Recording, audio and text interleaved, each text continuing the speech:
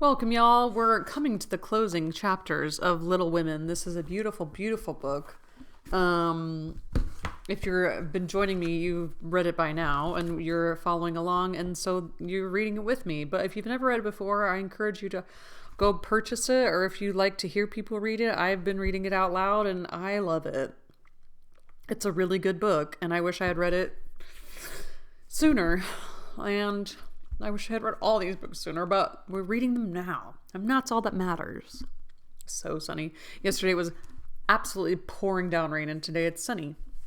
So this next chapter is called My Lord and Lady, which Amy calls Laurie my lord, which is kind of wild to me.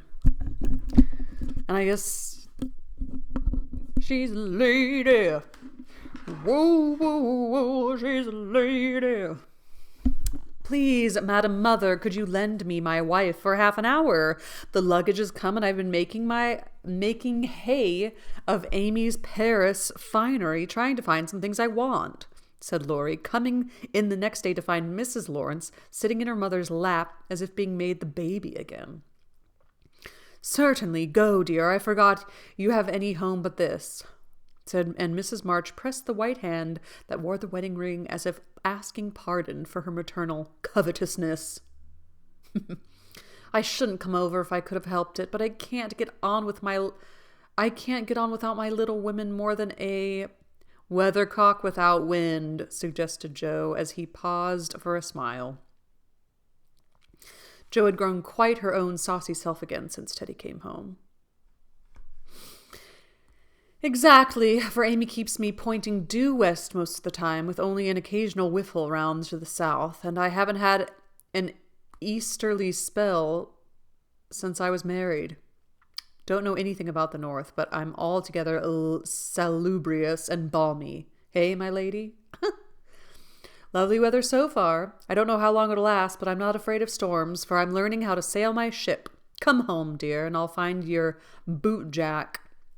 I suppose that's what you're rummaging after among my things. Men are so helpless, Mother, said Amy, with a matronly air which delighted her husband. They are the perfect couple, because he loves to get jazzed. He loves a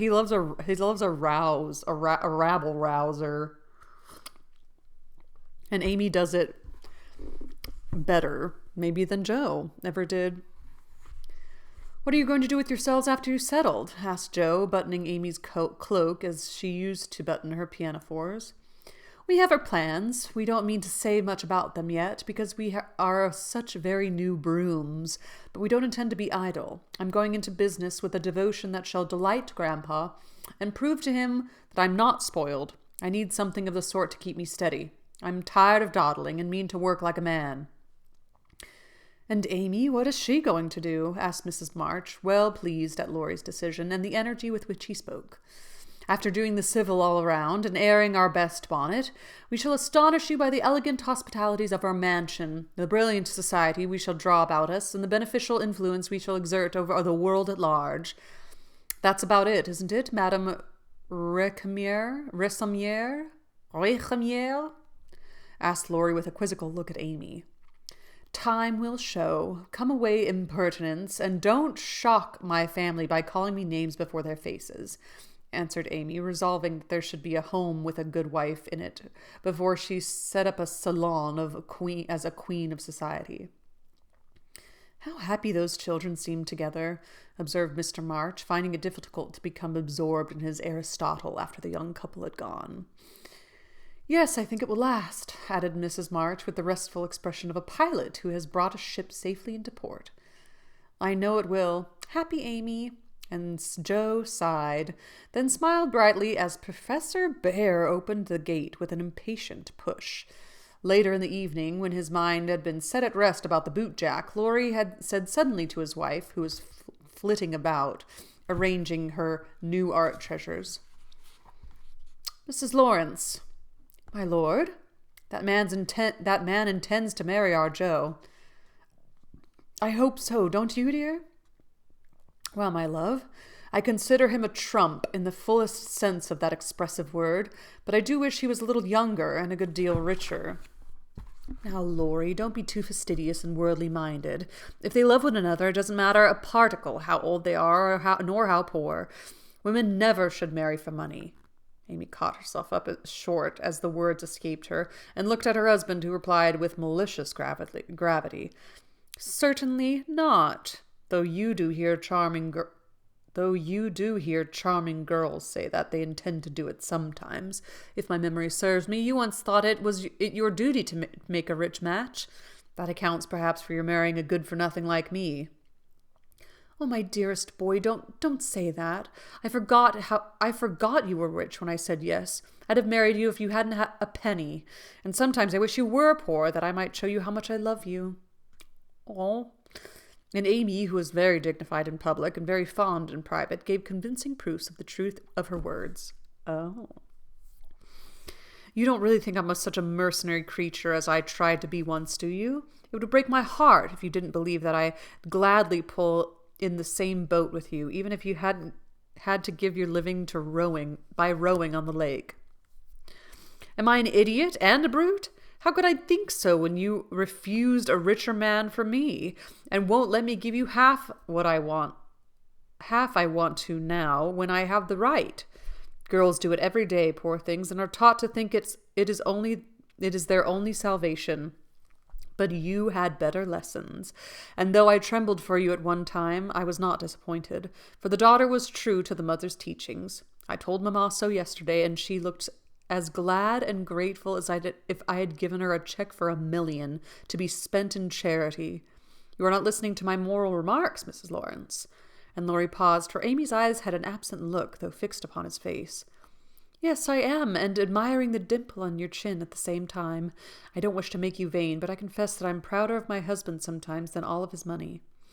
Don't laugh, but your nose is such a comfort to me. And Amy softly caressed the well-cut feature with artistic satisfaction. Laurie had received many compliments in his life, but never one that suited him better, as he plainly showed, though he did laugh at his wife's peculiar taste, while she said slowly, "May I ask you a question, dear?" "Of course you may." "Shall you care if Joe does marry Mr. Bear?" "Oh, that's the trouble, is it? I thought there was something in the dimple that didn't suit you. Not being a dog in the manger, but the happiest fellow alive. I assure you I can dance at Joe's wedding, with a heart as light as my heels. Don't you doubt it, ma Amy. Amy looked up at him and was satisfied. Her last little jealous fear vanished forever, and she thanked him with a face full of love and confidence. I wish we could do something for that capital old professor. Couldn't we invent a rich relation who shall obligingly die out there in Germany and leave him a tidy little fortune?" said Laurie, when they began to pace up and down the long drawing room, arm in arm, as they were fond of doing, in memory of the chateau garden. "Joe would find us out and spoil it all. She's very proud of him, just as he is, and said yesterday that she thought poverty was a beautiful thing. Bless her dear heart, she won't think so when she has a literary husband and a dozen little professors and professorins to support. We won't interfere now, but watch our chance and do them a good turn in spite of themselves. I owe Joe for a part of my education, and she believes in people's paying their honest debts, so I'll get round her in that way. How delightful it is to be able to help others, isn't it? That was always one of my dreams, to have the power of giving freely, and thanks to you the dream has come true.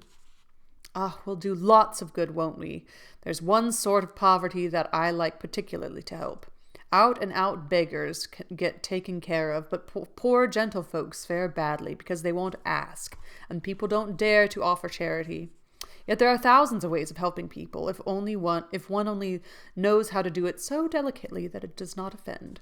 I must say, I like to serve a decayed gentleman better than a blarneying beggar. I suppose it's wrong, but I do, though it is harder. Because it takes a gentleman to do it, added the other member of a domestic admiration society. Thank you. I'm afraid I don't deserve that pretty compliment, but I was going to say that while I was dawdling about abroad, I saw a good many talented young fellows making all sorts of sacrifices and enduring real hardships, that they might realize their dreams. Splendid fellows, some of them, working like heroes, poor and friendless, but so full of courage, patience, and ambition that I was ashamed of myself and longed to give them a right good lift.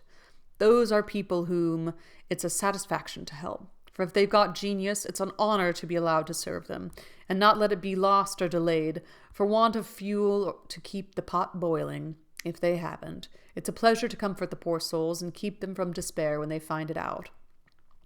Yes, indeed, and there's another class who can't ask and who suffer in silence. I know something of it, for I belonged to it before you made a princess of me, as the king does the beggar maid in the old story. Ambitious girls have a hard time, Laurie, and often have to see youth, health, and precious opportunities go by just for want of a little help at the right minute. People have been very kind to me, and whenever I see girls struggling along as we used to do, I want to put out my hand and help them as I was helped. And so you shall, like an angel as you are, cried Laurie, resolving with a glow of philanthropic zeal to found and endow an institution for the express benefit of young women with artistic tendencies. Rich people have no right to sit down and enjoy themselves or let their money accumulate for others to waste. It's not half so sensible to leave a lot of legacies when one dies as it is to use the money wisely while alive and enjoy making one's fellow creatures happy with it. We'll have a good time ourselves and add an extra relish to our own pleasures by giving other people a generous taste. Will you be a little Dorcas? Going about emptying a big basket of comforts and filling it up with good deeds? With all my heart, if you will be a brave Saint Martin, stopping as you ride gallantly through the world to share your cloak with the beggar. It's a bargain, and we shall get the best of it. Wow. So much different than Meg and what's-his-face. So the pair shook hands upon it and then paced happily on again, feeling that their pleasant home was more home-like because they hoped to brighten other homes, believing that their own feet would walk more uprightly along the flowery path before them if they smoothed rough ways for other feet, and feeling that their hearts were more closely knit together by a love which could tenderly remember those less blessed than they. Wow. Good for them. I mean, let's read another chapter. It's short. That was really short. That was a quick little wrapped up bow with Laurie and Amy. Now we're moving on to Daisy and Demi. I wonder how old they are now. Chapter 45, Daisy and Demi. I cannot feel that I have done my duty as humble historian of the March family without devoting at least one chapter to the two most precious and important members of it. Daisy and Demi had now arrived at years of discretion, for in this fast age babies of 3 or 4 assert their rights, and get them too, which is more than any of their elders do. If there ever were a pair of twins in danger of being utterly spoiled by adoration, it was these prattling brooks. Of course, they were the most remarkable children ever born, as will be shown when I mention that they walked at 8 months, talked fluently at 12 months, and at 2 years they took their place at table, and behaved with a propriety which charmed all beholders. At 3, Daisy demanded a needler, and actually made a bag with 4 stitches in it.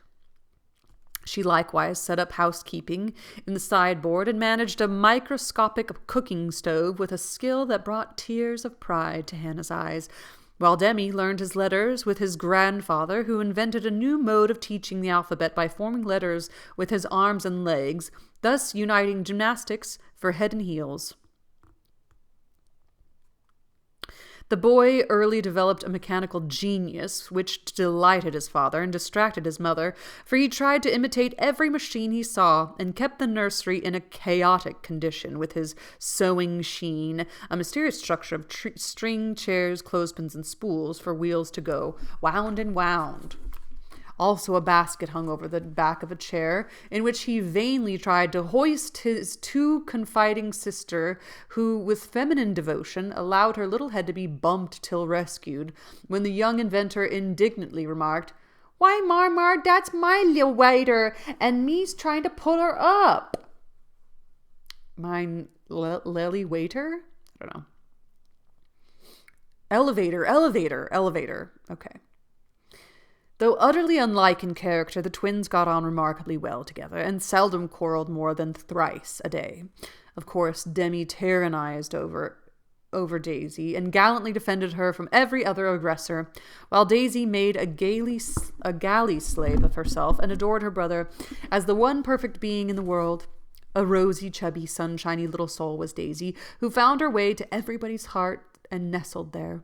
One of the captivating children who seemed made to be kissed and cuddled, adorned and adored like little goddesses, and produced for general approval on all festive occasions. Her small virtues were so sweet that she would have been quite angelic if a few small naughtinesses had not kept her delightfully human. It was all fair weather in her world, and every morning she scrambled up to the window in her little nightgown to look out and say, no matter whether it rained or shone, "Oh, pity day! Oh, pity day!" Everyone was a friend, and she offered kisses to strangers so confidingly that the most inveterate bachelor relented, and baby lovers became faithful worshippers. "He loves everybody," she said once, opening her arms with her spoon in one hand and her mug in the other, as if eager to embrace and nourish the whole world.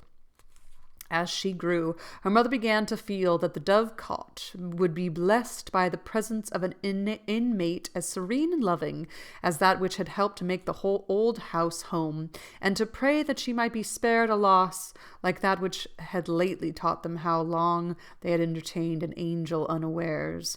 Her grandfather often called her Beth, and her grandmother often watched over her with untiring devotion, as if trying to atone for some past mistake which no eye but her own could see.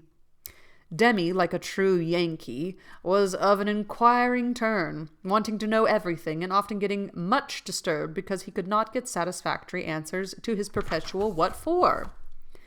He also possessed a philosophic bent, to the great delight of his grandfather, who used to hold Socratic conversations with him, in which the precocious pupil occasionally posed his teacher to the undistinguished satisfaction of the womenfolk. "What makes my legs go, Grandpa?" asked the young philosopher, surveying those active portions of his frame with a meditative air, while resting after a go-to-bed frolic one night. "It's your little mind, Demi," replied the sage, stroking the yellow head respectfully.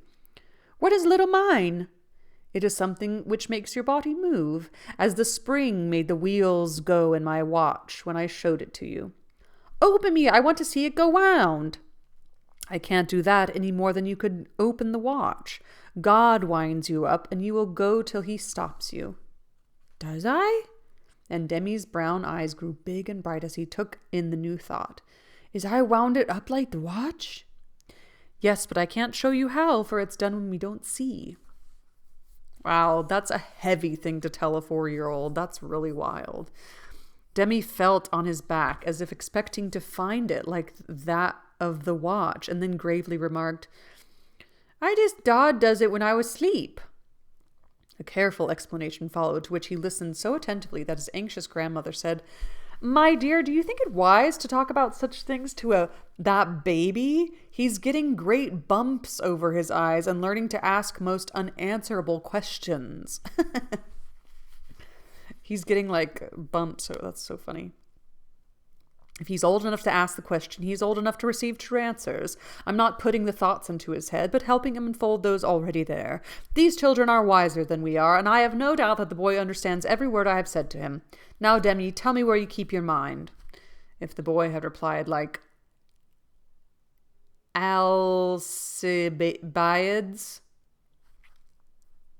I know I should know this person. Alcibiades? "By the gods, Socrates, I cannot tell," his grandfather would not have been surprised. But when, after standing a moment on one leg like a meditative young stork, he answered in a tone of calm conviction, "In my little belly," the old gentleman could only join in Grandma's laugh and dismiss the class in metaphysics.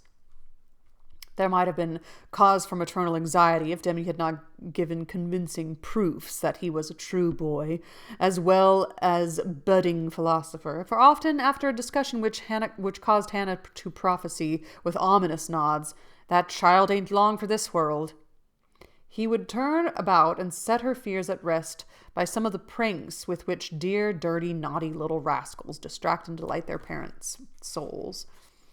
Meg made many moral rules and tried to keep them, but what mother was ever proof against the winning wiles, the ingenious evasions,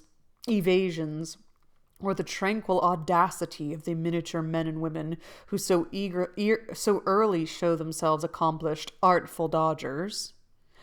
"No more reasons, Demi, they'll make you sick," said Mamma to the young person who offers his service in the kitchen with unfailing regularity on plum pudding day. "Me likes to be sick." I don't want to have you, so run away and help Daisy make patty cakes. He reluctantly departs, but his wrongs weigh upon his spirits, and by, when an opportunity comes to redress them, he outwit Mamma by a shrewd bargain. "Now you have been good children, and I'll play anything you like," says Meg, as she leads her assistant cooks upstairs when the pudding is safely bouncing in the pot. "Truly, Marmar?" asked Demi, with a brilliant idea in his well-powered head. "Yes, truly, anything you say," replies the short-sighted parent, preparing herself to sing "The Three Little Kittens" half a dozen times over, or to take her family to buy a penny bun, regardless of wind or limb. But Demi corners her by the cool reply, "Then we'll go up and eat up all the raisins." Aunt Dodo was chief playmate and confidant of both children, and the trio turned the little house topsy-turvy. Aunt Amy was as yet only a name to them, and Beth soon faded into a pleasantly vague memory, but Aunt Dodo was a living reality, and they made the most of her, for which compliment she was deeply grateful. But when Mr. Bear came, Jo neglected her playfellows, and dismay and desolation fell upon their little souls. Daisy, who was fond of going about peddling kisses, lost her best customer and became bankrupt. Demi, with infantile penetration, soon discovered that Dodo liked to play with the bear man better than she did with him. But though hurt, he concealed his anguish, for he hadn't the heart to insult a rival who kept a mine of chocolate drops in his waistcoat pocket, and a watch that could be taken out of its case and freely shaken by ardent admirers. Some persons might have considered these pleasing liberties as bribes, but Demi didn't see it in that light, and continued to patronize the bear man with pensive affability, while Daisy bestowed her small affections upon him at the third call, and considered his shoulder her throne, his arm her refuge, his gifts treasures of surpassing worth. Gentlemen are sometimes seized with sudden fits of admiration for the younger relatives of ladies whom they honor with their regard, but this counterfeit philoprogenitiveness sits uneasily upon them, and does not deceive anybody a particle. Mr. Bear's devotion was sincere, however likewise effective, for honesty is the best policy in love as in law. He was one of the men who are at home with the children, and looked particularly well when little faces made a pleasant contrast with his manly one. His business, whatever it was, detained him from day to day, but evenings seldom failed to bring him out to sea. Well, he always asked for Mr. March, so I suppose he was the attraction. The excellent papa labored under the delusion that he was, and revelled in long discussions with the kindred spirit, till a chance remark of his more observing grandson suddenly enlightened him. Mr. Bear came in one evening to pause on the threshold of the study, astonished by the spectacle that met his eye. Prone upon the floor lay Mr. March, with his respectable legs in the air, and beside him, likewise prone, was Demi, trying to imitate the attitude with his own short, scarlet stocking legs. Both grovellers so seriously absorbed that they were unconscious of spectators, till Mr. Bear laughed his sonorous laugh, and Jo cried out with a scandalized face, Father, here's the professor." Down went the back legs, and up came the grey head as the preceptor said with undisturbed dignity, "Good evening, Mr. Bear. Excuse me for a moment. We are just finishing our lesson. Now, Demi, make the letter and tell its name." "I knows him." And after a few convulsive efforts, the red legs took the shape of a pair of compasses, and the intelligent pupil triumphantly shouted, "It's a we, Grandpa, it's a we." "He's a born Weller," laughed Joe, as her parent gathered himself up, and her nephew tried to stand on his head as the only mode of expressing his satisfaction that school was over. "What have you been at today, Bubchen?" asked Mr. Bear, picking up the gymnast. "We went to see little Mary." "And what did you do there?"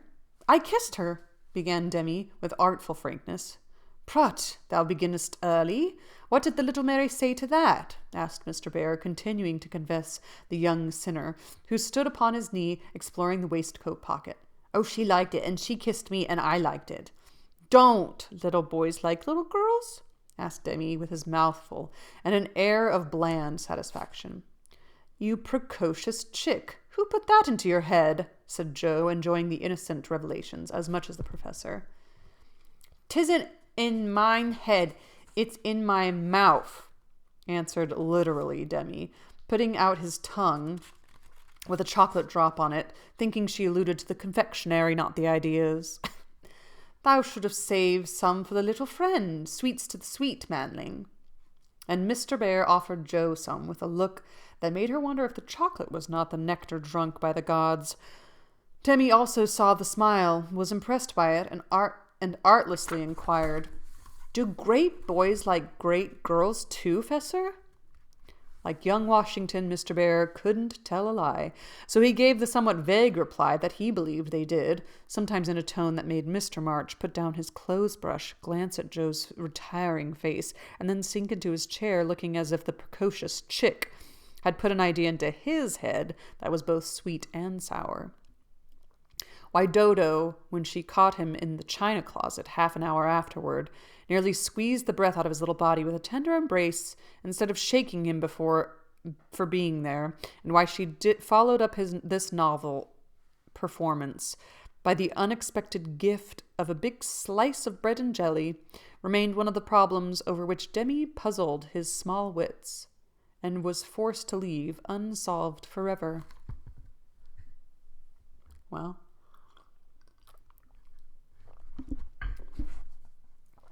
okay, last 2 chapters. Next time, join me. Under the Umbrella. Oh my god, so cute. We have Under the Umbrella and Harvest Time. It's like the perfect season to end this book. Oh my gosh, you guys, it's so precious. I love this book so much, and I'm so sad to leave it already, but it's been beautiful and sad and just really real. It's just so real and beautiful. Happy reading to you all, and ta-ta.